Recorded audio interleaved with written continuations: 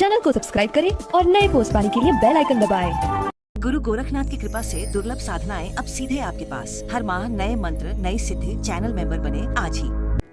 साधकों, आदेश मंत्र तंत्र यंत्र चैनल में आप सभी का स्वागत है। साधकों, आज हम बात करने जा रहे हैं एक ऐसे वीर देव की जो जैन धर्म के अधिष्ठायक क्षेत्रपाल हैं और हिंदू धर्म के 52 वीरों में से 30वां स्थान रखते हैं। नाम है श्री घंटाकर्ण महावीर। यह वही देव हैं जिनके कानों में शिव के अलावा कोई दूसरा नाम न पड़े, इसलिए इन्होंने अपने कानों पर घंटे बांध रखे हैं और इसी कारण इन्हें घंटाकर्ण कहा जाता है। जैन धर्म के देव मंडल में घंटाकर्ण महावीर को स्थान बहुत बाद में मिला और इसका पूरा श्रेय जाता है आचार्य श्री बुद्धिसागर सुरीश्वर जी को। एक साधारण पटेल परिवार में जन्मे बेचर दास, जो केवल 6ठी कक्षा तक पढ़े थे, उन्होंने जैनाचार्य से दीक्षा ली, कठोर तप किया और आगे चलकर वहीं आचार्य बुद्धिसागर सूरी कहलाए। जब वे आचार्य पद पर विराजमान हुए, उस समय महुड़ी क्षेत्र के लोगों में भय और अंधविश्वास का भयानक माहौल था। इसी भय को दूर करने के लिए आचार्य ने अपनी तपस्या से घंटाकर्ण महावीर को जागृत किया। एक शिला पर उनका चित्र अंकित किया। हाथ में तीर कमान, कमर में तलवार और चरणों में चक्र। और प्रत्यक्ष दर्शन पाने के बाद सन 1917 में महुड़ी जैन मंदिर में उनकी मूर्ति स्थापित की। आज भी महुड़ी गांधीनगर के पास इस देव का सबसे प्रमुख जागरण स्थानक है, जहां देव का नैवेद्य सूखड़ी केवल मंदिर परिसर में खाने का ही नियम प्रचलित है। अब जानते हैं आखिर घंटाकर्ण महावीर हैं कौन। कहा जाता है कि पूर्व जन्म में यह श्रीनगर के राजा तुंगभद्र थे, जिन्हें महाबल भी कहा जाता था। कैलाश मानसरोवर के पास स्थित शक्तिपीठ श्री पर्वत की यात्रा करने वाले निर्दोष तीर्थ यात्रियों की रक्षा के लिए यह चोरों और लुटेरों से लड़ते हुए वीर गति को प्राप्त हुए। एक राजा होते हुए भी इन्होंने कभी कोई तामसिक कार्य नहीं किया। गायों और स्त्रियों के शील की रक्षा ही इनके जीवन का लक्ष्य रहा। इसी पुण्य के प्रभाव से मृत्यु के बाद इन्हें 52 वीरों में स्थान मिला। अब बात करते हैं इनकी शक्तियों की। महामारी, रोग, अग्नि, आक्रमण, भूत प्रेत और हर प्रकार के संकट से रक्षा करने के लिए घंटाकर्ण महावीर का आह्वान किया जाता है। यह एक सात्विक देव हैं, जो केवल सात्विक और आत्मरक्षा के कार्यों में ही सिद्ध होते हैं। यदि कोई साधक विद्वेषण, उच्चाटन जैसे तांत्रिक प्रयोगों से पीड़ित हो और वह सच्ची श्रद्धा से घंटाकर्ण देव का आह्वान करे, तो यह देव सामने वाले को हानि पहुंचाए बिना साधक के चारों ओर एक पवित्र सुरक्षा कवच बना देते हैं। अब आते हैं इस साधना के नियमों पर। इन्हें ध्यान से समझिए। पहला, यह साधना महिलाओं को सामान्यतः नहीं करनी चाहिए। यदि किसी स्त्री को यह साधना करनी ही हो तो उन्हें विशेष नियम किसी जानकार गुरु से समझने चाहिए। दूसरा, इस साधना को शुरू करने का सबसे उत्तम दिन है काली चौदस, यानी दीपावली से एक दिन पहले। अनुष्ठान की सामान्य अवधि 40 से 43 दिन यानी सवा महीने की होती है। कुछ साधक इसे केवल शारदीय नवरात्रि के 9 दिनों में भी पूर्ण करते हैं। तीसरा, सबसे पहले गुरु वंदना करें। इसके बाद जैन धर्म के मूल मंत्र नवकार मंत्र का 12 बार जाप करें। फिर संपूर्ण घंटाकार महावीर स्तोत्र का 27 बार पाठ करें और घंटाकर्ण महावीर मंत्र का प्रतिदिन 108 बार जाप करें। चौथा, यह साधना सदैव गुरु के मार्गदर्शन में ही करें। पांचवा, जाप के समय मुख पूर्व या उत्तर की दिशा की ओर हो। छठा, चोरी और धोखेबाजी से दूर रहें, सत्य का मार्ग अपनाएं। सातवां, मांसाहार और नशीले पदार्थों से पूरी तरह दूर रहें। आठवां, गरीब और जरूरतमंद लोगों की सेवा करें। नौवां, ब्रह्मचर्य का सख्ती से पालन करें। विवाहित साधक अपने जीवन साथी के प्रति वफादार रहते हुए साधना काल में ब्रह्मचर्य का पालन करें। 10वां, संभव हो तो साधना काल में एक समय भोजन, फलाहार या आयम मिल करें। यदि केवल मूंग और चावल लेकर अनुष्ठान किया जाए तो यह सर्वोत्तम माना जाता है। और अंत में यदि आपके पास घंटाकर्ण महावीर की तस्वीर या यंत्र है तो साधना पूर्ण होने पर उसे घर के मुख्य द्वार के पास इस प्रकार लगाएं कि देव के हाथ का तीर द्वार से बाहर की ओर इशारा करे। यदि घर के मंदिर में स्थापित करना है तो यंत्र इस तरह लगाएं कि तीर दक्षिण दिशा की ओर रहे। अब जानते हैं मंत्र सिद्ध करने की विधि। इस मंत्र को 36,000 जाप करके सिद्ध किया जा सकता है। साधक इसे गुरु पुष्य, रवि पुष्य, अमृत सिद्धि योग या सर्वार्थ सिद्धि योग या दीपावली की रात्रि से आरंभ कर सकते हैं। साधना के दौरान यदि कोई भयानक दृश्य दिखे या घर से कोई चिंताजनक समाचार मिले तो विचलित न हो, क्योंकि घंटाकर्ण एक सात्विक देव हैं। इनके साधना में भय की संभावना नहीं रहती। फिर भी एक वीर की साधना होने के कारण देव कभी कभी परीक्षा अवश्य लेते हैं। अब सुनिए इस मंत्र के कुछ विशेष प्रयोग जो सदियों से साधक करते आए हैं। मंत्र सिद्ध होने के बाद केवल 21 बार जाप करने से राजभय, अग्नि भय, सर्प और चोर का भय दूर होता है। प्रेत बाधा शांत होती है। घर, गोदाम या दुकान में उपद्रव हो तो 10,000 जाप के बाद गूगल की 10,000 गोलियों से हवन करने पर बाधा दूर होती है। नवरात्रि में प्रतिदिन एक लाल धागा लेकर भोजपत्र पर यह मंत्र लिखकर 9 धागों की डोरी बनाई जाए। नवमी के दिन 9 गांठें लगाकर 21 बार जाप के बाद हाथ में बांधने से वायु विकार दूर होते हैं।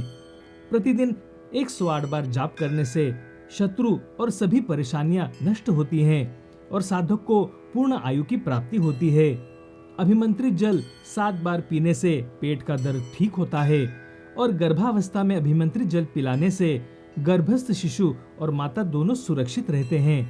साधकों याद रखें, जहां श्रद्धा होती है वहां प्रमाण की आवश्यकता नहीं होती। यह घंटाकर्ण मंत्र स्तोत्र जिसकी रचना 16वीं शताब्दी में आचार्य विमल चंद्र सूरी जी ने की थी और यह श्री घंटाकर्ण कल्प ग्रंथ में विस्तार से वर्णित है। यह मंत्र मैं अब आप सभी के लिए 108 बार जाप करके दे रहा हूँ। कृपया इसे प्रतिदिन सुने। मंत्र सुनने मात्र से भी उतना ही फल मिलता है जितना जपने से मिलता है। अगर जानकारी अच्छी लगी हो तो चैनल को शेयर करें, सब्सक्राइब करें। अगर मेंबरशिप अभी तक नहीं ली है तो कृपया तुरंत ज्वाइन बटन दबाकर मेंबरशिप ले लें। इसी गुरु दक्षिणा के हम आपसे आशा करते हैं। घंटाकर्ण महावीर की कृपा आप पर और आपके परिवार पर सदा बनी रहे। आदेश। ओम घंटाकर्णो महावीर सर्वव्याधि विनाशक विस्फोटक भये प्राप्ते रक्ष रक्ष महाबल यत्र त्वं तिष्ठसे देव लिखितोक्षर शक्तिभिः रोगास्तत्र प्रणशयन्ति वातपित्त कफोद्भवा तत्र राजभयं नास्ति यान्ति कर्णे जपाक्षयं शाकिनी भूतवेताला राक्षस प्रभवन्ति न काले मरणं तस्य न च सर्पिणी दश्यते अग्निशौरभयं नास्ति ह्रीं घंटाकर्णो नमोऽस्तुते ठ ठ ठ स्वाहा। ओम घंटाकर्णो महावीर सर्वव्याधि विनाशक विस्फोटक भये प्राप्ते रक्ष रक्ष महाबल यत्र त्वं तिष्ठसे देव लिखितोक्षर शक्तिभिः रोगास्तत्र प्रणशयन्ति वातपित्त कफोद्भवा तत्र राजभयं नास्ति यान्ति कर्णे जपाक्षयं शाकिनी भूतवेताला राक्षस प्रभवन्ति न काले मरणं तस्य न च सर्पिणी दश्यते अग्निशौरभयं नास्ति ह्रीं घंटाकर्णो नमोऽस्तुते ठ ठ ठ स्वाहा।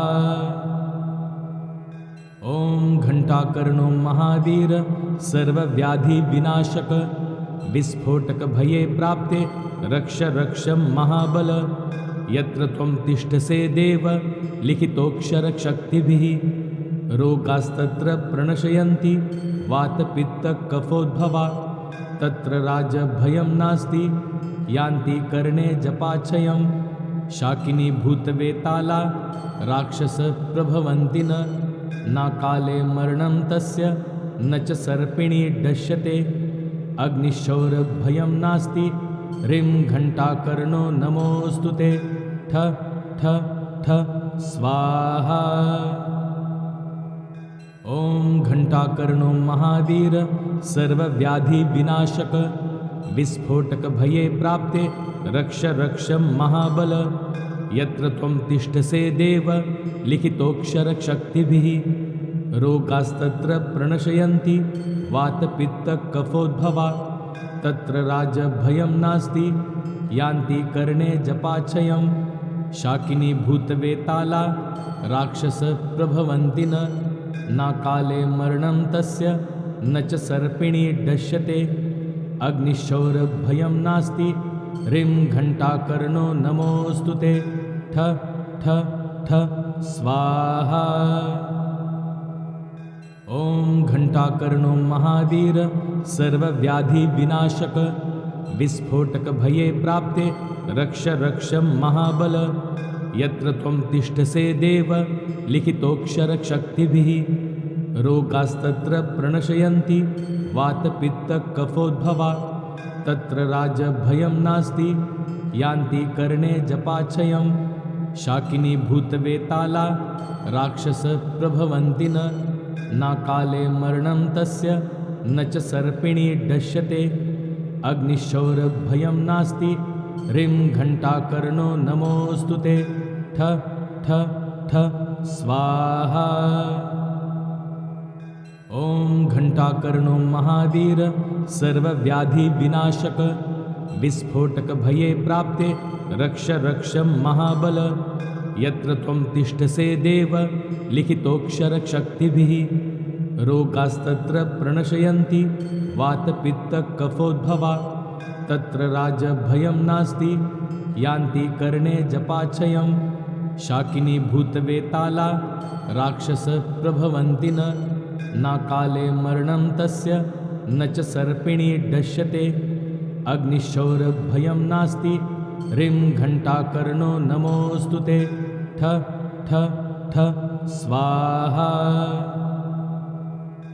ॐ घण्टाकर्णो महावीर सर्वव्याधिविनाशक विस्फोटक भये प्राप्ते रक्ष रक्ष महाबल यत्र त्वं तिष्ठसे देव लिखितोऽक्षरशक्तिभिः रोगास्तत्र प्रणशयन्ति वातपित्तकफोद्भवा तत्र राजभयं नास्ति यान्ति कर्णे जपाक्षयं शाकिनी भूतवेताला राक्षसप्रभवन्ति न काले मरणं तस्य न च सर्पिणी दश्यते अग्निशौरभयं नास्ति ह्रीं घण्टाकर्णो नमोऽस्तु ते ठ ठ ठ स्वाहा।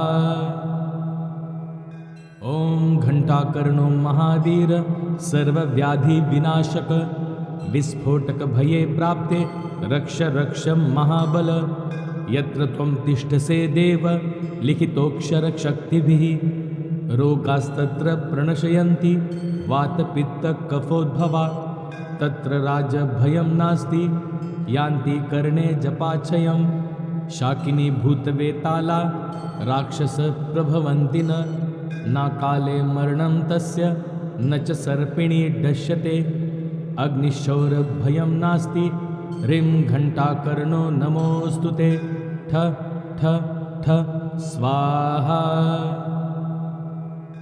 ॐ घण्टाकर्णो महावीर सर्वव्याधिविनाशक विस्फोटक भये प्राप्ते रक्ष रक्ष महाबल यत्र त्वं तिष्ठसे देव लिखितोऽक्षरशक्तिभिः रोगास्तत्र प्रणशयन्ति वातपित्तकफोद्भवा तत्र राजभयं नास्ति यान्ति कर्णे जपाक्षयं शाकिनी भूतवेताला राक्षसप्रभवन्ति न काले मरणं तस्य न च सर्पिणी दश्यते अग्निशौरभयं नास्ति ह्रीं घण्टाकर्णो नमोऽस्तु ते ठ ठ ठ स्वाहा।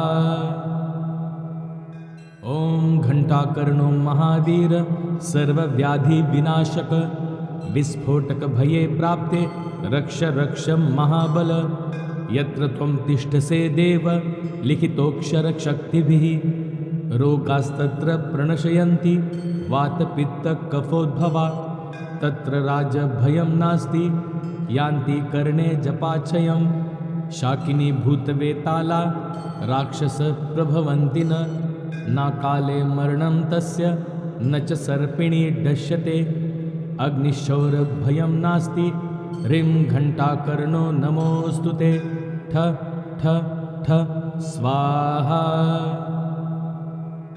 ॐ घण्टाकर्णो महावीर सर्वव्याधि विनाशक विस्फोटक भये प्राप्ते रक्ष रक्ष महाबल यत्र त्वं तिष्ठसे देव लिखितोऽक्षर शक्तिभिः रोगास्तत्र प्रणशयन्ति वातपित्त कफोद्भवा तत्र राजभयं नास्ति यान्ति कर्णे जपाक्षयं शाकिनी भूतवेताला राक्षस प्रभवन्ति न काले मरणं तस्य न च सर्पिणी दश्यते अग्निशौरभयं नास्ति ह्रीं घण्टाकर्णो नमोऽस्तु ते ठ ठ ठ स्वाहा। ॐ घण्टाकर्णो महावीर सर्वव्याधि विनाशक विस्फोटक भये प्राप्ते रक्ष रक्ष महाबल यत्र त्वं तिष्ठसे देव लिखितोऽक्षर शक्तिभिः रोगास्तत्र प्रणशयन्ति वातपित्त कफोद्भवा तत्र राजभयं नास्ति यान्ति कर्णे जपाक्षयं शाकिनी भूतवेताला राक्षस प्रभवन्ति न काले मरणं तस्य न च सर्पिणी दश्यते अग्निशौरभयं नास्ति ह्रीं घण्टाकर्णो नमोऽस्तु ते ठ ठ ठ स्वाहा।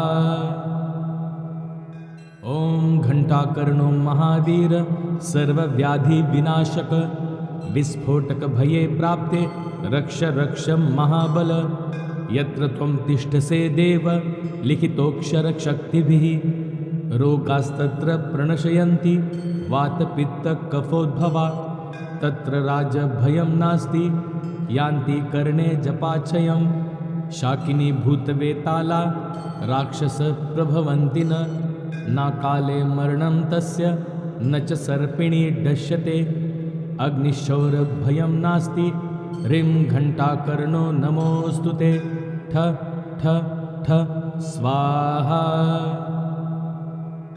ॐ घण्टाकर्णो महावीर सर्वव्याधि विनाशक विस्फोटक भये प्राप्ते रक्ष रक्ष महाबल यत्र त्वं तिष्ठसे देव लिखितोऽक्षर शक्तिभिः रोगास्तत्र प्रणशयन्ति वातपित्त कफोद्भवा तत्र राजभयं नास्ति यान्ति कर्णे जपाक्षयं शाकिनी भूतवेताला राक्षस प्रभवन्ति न काले मरणं तस्य न च सर्पिणी दश्यते अग्निशौरभयं नास्ति ह्रीं घण्टाकर्णो नमोऽस्तु ते ठ ठ ठ स्वाहा।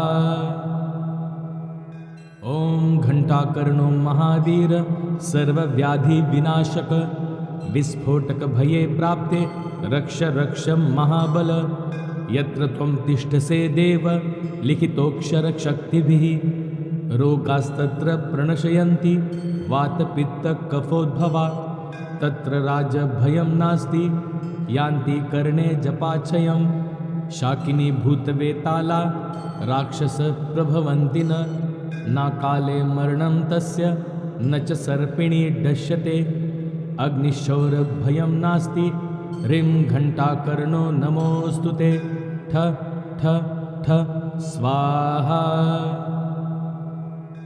ॐ घण्टाकर्णो महावीर सर्वव्याधि विनाशक विस्फोटक भये प्राप्ते रक्ष रक्ष महाबल यत्र त्वं तिष्ठसे देव लिखितोऽक्षर शक्तिभिः रोगास्तत्र प्रणशयन्ति वातपित्त कफोद्भवा तत्र राजभयं नास्ति यान्ति कर्णे जपाक्षयं शाकिनी भूतवेताला राक्षस प्रभवन्ति न काले मरणं तस्य न च सर्पिणी दश्यते अग्निशौरभयं नास्ति ह्रीं घण्टाकर्णो नमोऽस्तु ते ठ ठ ठ स्वाहा।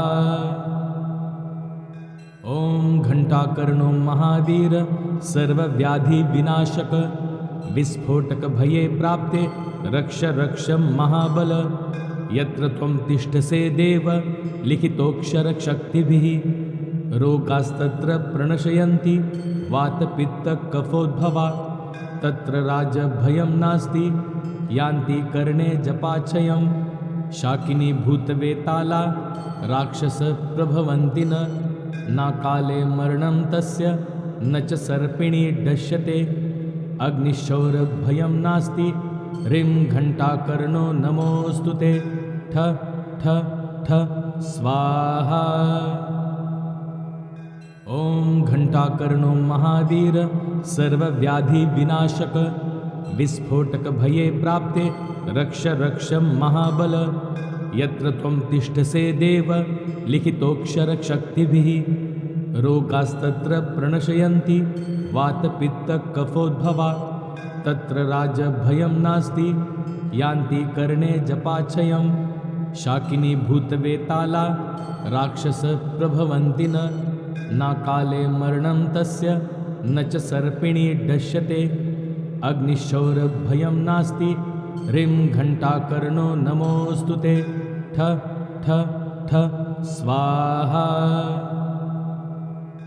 ॐ घण्टाकर्णो महावीर सर्वव्याधिविनाशक विस्फोटकभये प्राप्ते रक्ष रक्ष महाबल यत्र त्वं तिष्ठसे देव लिखितोऽक्षरशक्तिभिः रोगास्तत्र प्रणशयन्ति वातपित्तकफोद्भवा तत्र राजभयं नास्ति यान्ति कर्णे जपाक्षयं शाकिनी भूतवेताला राक्षसप्रभवन्ति न काले मरणं तस्य न च सर्पिणी दश्यते अग्निशौरभयं नास्ति ह्रीं घण्टाकर्णो नमोऽस्तु ते ठ ठ ठ स्वाहा। ॐ घण्टाकर्णो महावीर सर्वव्याधिविनाशक विस्फोटकभये प्राप्ते रक्ष रक्ष महाबल यत्र त्वं तिष्ठसे देव लिखितोऽक्षरशक्तिभिः रोगास्तत्र प्रणशयन्ति वातपित्तकफोद्भवा तत्र राजभयं नास्ति यान्ति कर्णे जपाक्षयं शाकिनी भूतवेताला राक्षसप्रभवन्ति न काले मरणं तस्य न च सर्पिणी दश्यते अग्निशौरभयं नास्ति ह्रीं घण्टाकर्णो नमोऽस्तु ते ठ ठ ठ स्वाहा। ॐ घण्टाकर्णो महावीर सर्वव्याधिविनाशक विस्फोटकभये प्राप्ते रक्ष रक्ष महाबल यत्र त्वं तिष्ठसे देव लिखितोऽक्षरशक्तिभिः रोगास्तत्र प्रणशयन्ति वातपित्तकफोद्भवा तत्र राजभयं नास्ति यान्ति कर्णे जपाक्षयं शाकिनी भूतवेताला राक्षसप्रभवन्ति न काले मरणं तस्य न च सर्पिणी दश्यते अग्निशौरभयं नास्ति ह्रीं घण्टाकर्णो नमोऽस्तु ते ठ ठ ठ स्वाहा। ॐ घण्टाकर्णो महावीर सर्वव्याधिविनाशक विस्फोटकभये प्राप्ते रक्ष रक्ष महाबल यत्र त्वं तिष्ठसे देव लिखितोऽक्षरशक्तिभिः रोगास्तत्र प्रणशयन्ति वातपित्तकफोद्भवा तत्र राजभयं नास्ति यान्ति कर्णे जपाक्षयं शाकिनी भूतवेताला राक्षसप्रभवन्ति न काले मरणं तस्य न च सर्पिणी दश्यते अग्निशौरभयं नास्ति ह्रीं घण्टाकर्णो नमोऽस्तु ते ठ ठ ठ स्वाहा। ॐ घण्टाकर्णो महावीर सर्वव्याधिविनाशक विस्फोटकभये प्राप्ते रक्ष रक्ष महाबल यत्र त्वं तिष्ठसे देव लिखितोऽक्षरशक्तिभिः रोगास्तत्र प्रणशयन्ति वातपित्तकफोद्भवा तत्र राजभयं नास्ति यान्ति कर्णे जपाक्षयं शाकिनी भूतवेताला राक्षसप्रभवन्ति न काले मरणं तस्य न च सर्पिणी दश्यते अग्निशौरभयं नास्ति ह्रीं घण्टाकर्णो नमोऽस्तु ते ठ ठ ठ स्वाहा।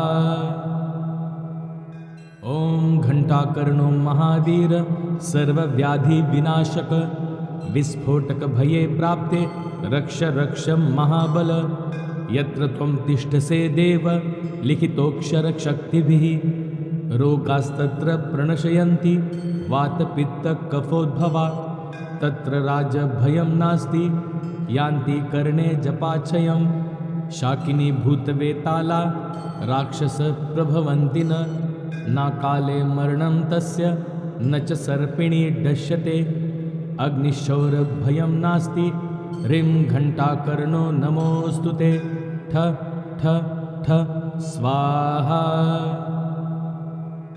ॐ घण्टाकर्णो महावीर सर्वव्याधिविनाशक विस्फोटकभये प्राप्ते रक्ष रक्ष महाबल यत्र त्वं तिष्ठसे देव लिखितोऽक्षरशक्तिभिः रोगास्तत्र प्रणशयन्ति वातपित्तकफोद्भवा तत्र राजभयं नास्ति यान्ति कर्णे जपाक्षयं शाकिनी भूतवेताला राक्षसप्रभवन्ति न काले मरणं तस्य न च सर्पिणी दश्यते अग्निशौरभयं नास्ति ह्रीं घण्टाकर्णो नमोऽस्तु ते ठ ठ ठ स्वाहा।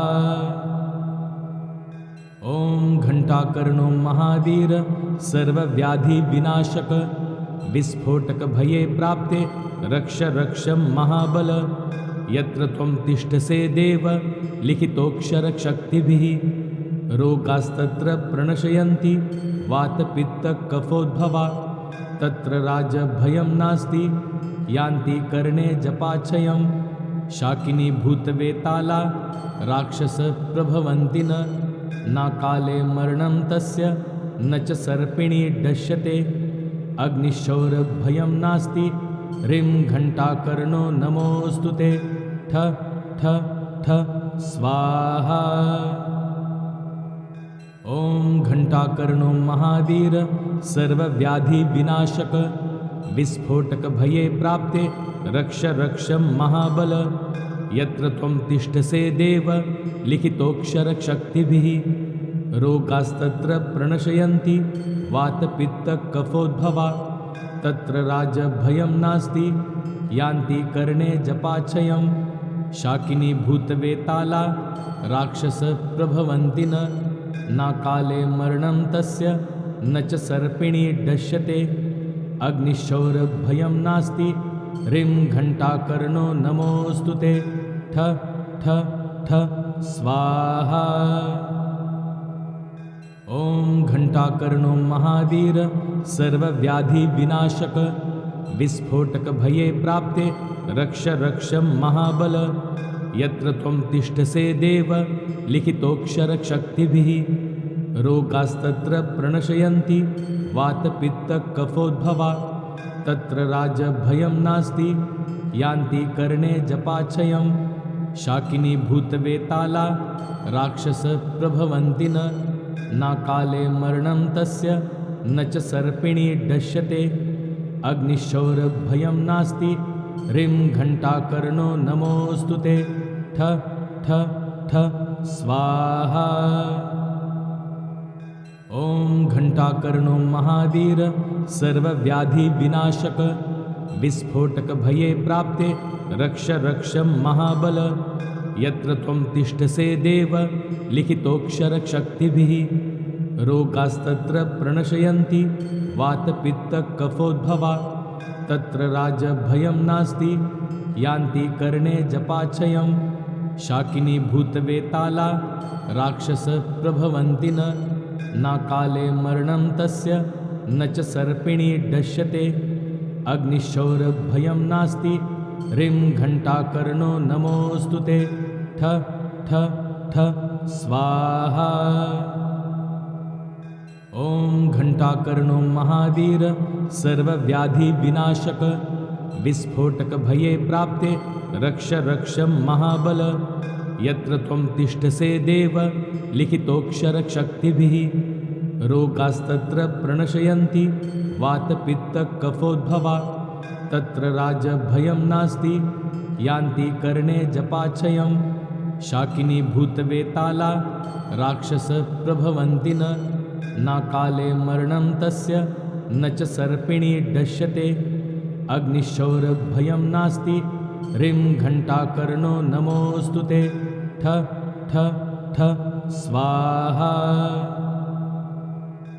ॐ घण्टाकर्णो महावीर सर्वव्याधिविनाशक विस्फोटकभये प्राप्ते रक्ष रक्ष महाबल यत्र त्वं तिष्ठसे देव लिखितोऽक्षरशक्तिभिः रोगास्तत्र प्रणशयन्ति वातपित्तकफोद्भवा तत्र राजभयं नास्ति यान्ति कर्णे जपाक्षयं शाकिनी भूतवेताला राक्षसप्रभवन्ति न काले मरणं तस्य न च सर्पिणी दश्यते अग्निशौरभयं नास्ति ह्रीं घण्टाकर्णो नमोऽस्तु ते ठ ठ ठ स्वाहा। ॐ घण्टाकर्णो महावीर सर्वव्याधिविनाशक विस्फोटकभये प्राप्ते रक्ष रक्ष महाबल यत्र त्वं तिष्ठसे देव लिखितोऽक्षरशक्तिभिः रोगास्तत्र प्रणशयन्ति वातपित्तकफोद्भवा तत्र राजभयं नास्ति यान्ति कर्णे जपाक्षयं शाकिनी भूतवेताला राक्षसप्रभवन्ति न काले मरणं तस्य न च सर्पिणी दश्यते अग्निशौरभयं नास्ति ह्रीं घण्टाकर्णो नमोऽस्तु ते ठ ठ ठ स्वाहा। ॐ घण्टाकर्णो महावीर सर्वव्याधिविनाशक विस्फोटकभये प्राप्ते रक्ष रक्ष महाबल यत्र त्वं तिष्ठसे देव लिखितोऽक्षरशक्तिभिः रोगास्तत्र प्रणशयन्ति वातपित्तकफोद्भवा तत्र राजभयं नास्ति यान्ति कर्णे जपाक्षयं शाकिनी भूतवेताला राक्षसप्रभवन्ति न काले मरणं तस्य न च सर्पिणी दश्यते अग्निशौरभयं नास्ति ह्रीं घण्टाकर्णो नमोऽस्तु ते ठ ठ ठ स्वाहा।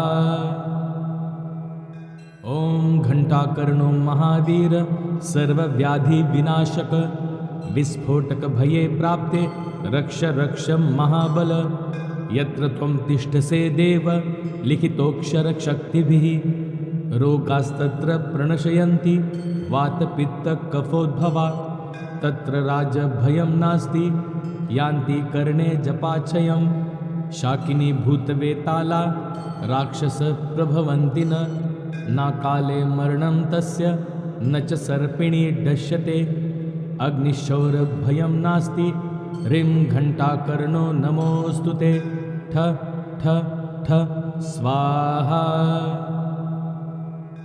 ॐ घण्टाकर्णो महावीर सर्वव्याधिविनाशक विस्फोटकभये प्राप्ते रक्ष रक्ष महाबल यत्र त्वं तिष्ठसे देव लिखितोऽक्षरशक्तिभिः रोगास्तत्र प्रणशयन्ति वातपित्तकफोद्भवा तत्र राजभयं नास्ति यान्ति कर्णे जपाक्षयं शाकिनी भूतवेताला राक्षसप्रभवन्ति न काले मरणं तस्य न च सर्पिणी दश्यते अग्निशौरभयं नास्ति ह्रीं घण्टाकर्णो नमोऽस्तु ते ठ ठ ठ स्वाहा। ॐ घण्टाकर्णो महावीर सर्वव्याधिविनाशक विस्फोटकभये प्राप्ते रक्ष रक्ष महाबल यत्र त्वं तिष्ठसे देव लिखितोऽक्षरशक्तिभिः रोगास्तत्र प्रणशयन्ति वातपित्तकफोद्भवा तत्र राजभयं नास्ति यान्ति कर्णे जपाक्षयं शाकिनी भूतवेताला राक्षसप्रभवन्ति न काले मरणं तस्य न च सर्पिणी दश्यते अग्निशौरभयं नास्ति ह्रीं घंटाकर्णो नमोऽस्तु ते ठ ठ ठ स्वाहा। ओम घंटाकर्णो महावीर सर्वव्याधि विनाशक विस्फोटक भये प्राप्ते रक्ष रक्ष महाबल यत्र त्वं तिष्ठसे देव लिखितोऽक्षर शक्तिभिः रोगास्तत्र प्रणशयन्ति वातपित्त कफोद्भवा तत्र राजभयं नास्ति यान्ति कर्णे जपाक्षयं शाकिनी भूतवेताला राक्षस प्रभवन्ति न काले मरणं तस्य न च सर्पिणी दश्यते अग्निशौरभयं नास्ति ह्रीं घंटाकर्णो नमोऽस्तु ते ठ ठ ठ स्वाहा। ओम घंटाकर्णो महावीर सर्वव्याधि विनाशक विस्फोटक भये प्राप्ते रक्ष रक्ष महाबल यत्र त्वं तिष्ठसे देव लिखितोऽक्षर शक्तिभिः रोगास्तत्र प्रणशयन्ति वातपित्त कफोद्भवा तत्र राजभयं नास्ति यान्ति कर्णे जपाक्षयं शाकिनी भूतवेताला राक्षस प्रभवन्ति न काले मरणं तस्य न च सर्पिणी दश्यते अग्निशौरभयं नास्ति ह्रीं घंटाकर्णो नमोऽस्तु ते ठ ठ ठ स्वाहा।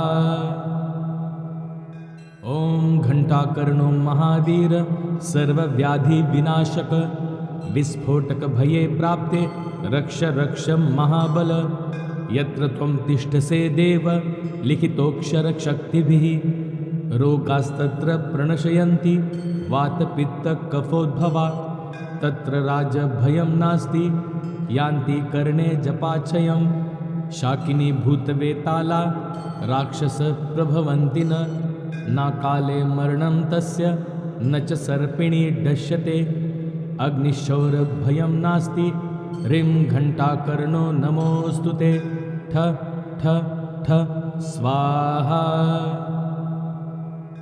ओम घंटाकर्णो महावीर सर्वव्याधि विनाशक विस्फोटक भये प्राप्ते रक्ष रक्ष महाबल यत्र त्वं तिष्ठसे देव लिखितोऽक्षर शक्तिभिः रोगास्तत्र प्रणशयन्ति वातपित्त कफोद्भवा तत्र राजभयं नास्ति यान्ति कर्णे जपाक्षयं शाकिनी भूतवेताला राक्षस प्रभवन्ति न काले मरणं तस्य न च सर्पिणी दश्यते अग्निशौरभयं नास्ति ह्रीं घंटाकर्णो नमोऽस्तु ते ठ ठ ठ स्वाहा।